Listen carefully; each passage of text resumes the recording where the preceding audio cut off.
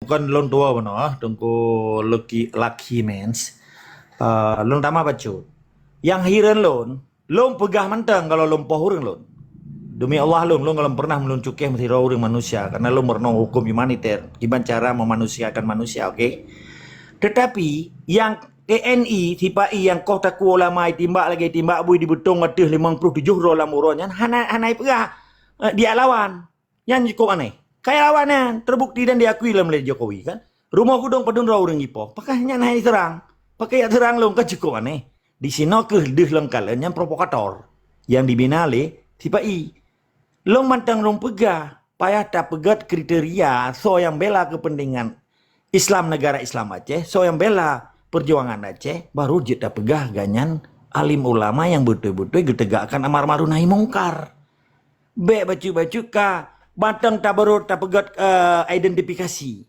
Sementara orangnya peng triliun dikirim budaya. Lawan hanali Indonesia. Banta pegah baju tungkupan sisa bengeh mamai. Baru tak pegah. Yang tipai kai kota ku Ahmad Dewi. Tungku Ahmad Dewi hana 4 menit. Hanai lawan. Nyakana bajengan. Nyo yang kukana bajengan yang pegak fitnah kelon. Tapi lo hana lo sebut nang. Sebab menyebar hadapan hana piyak tanyang. Sebab itu kan urung turun. Jadi yang nungkuan bajing provokatornya kenyan yang pegak fitnah kelon, ya pegah lon dan kun ke ulama. Kutaji ulama. Ketanya kan tak jelas orangnya. So yang lawan, so yang hana lawan. Kan jelas. So yang lawan, so yang hana lawan. Jelas kan?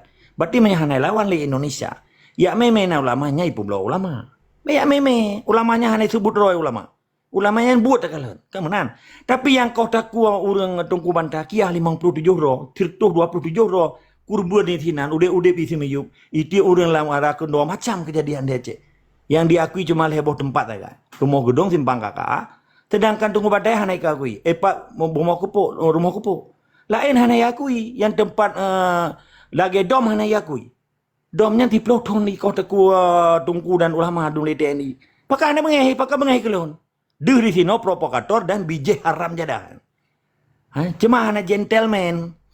Kan wate lagi nyo debat ngelon lo mentanyang panai bijai kah yang kuken kan aku sebut urang lon kan yang kuken kan simbol contoh huda orangnya pegat muktamar peken lebelah ke kalau pernah dibela tentang pembunuhan di Aceh yang dilakukan oleh TNI sedangkan Jokowi matang diakui terjadi pelanggaran HAM Jokowi matang yang kan ulama kalau apa Jokowi lah narusan kan diakui bahwa naik poh receh oleh pemerintah sebelum rejim peken Soeharto.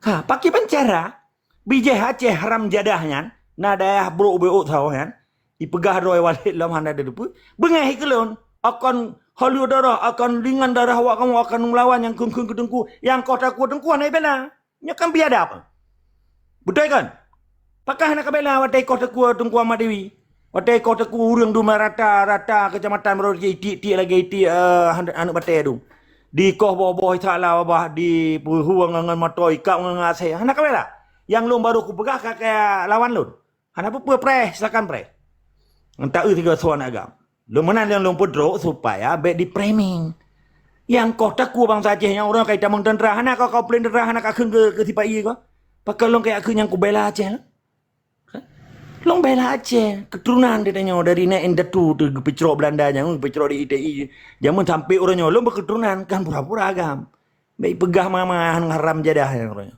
yang pelamir di Jawa oleh yang lih lubo Jawa yang minta proposal ba Jawa kadang-kadang si bijih haram jadah mana nilai lanjut long bodrok karena long memang siap segala hal ada masalah dia tabatnya kalau urung turun betul itu mana nilai tunggu kakak laki enggak silakan. Assalamualaikum warahmatullahi wabarakatuh.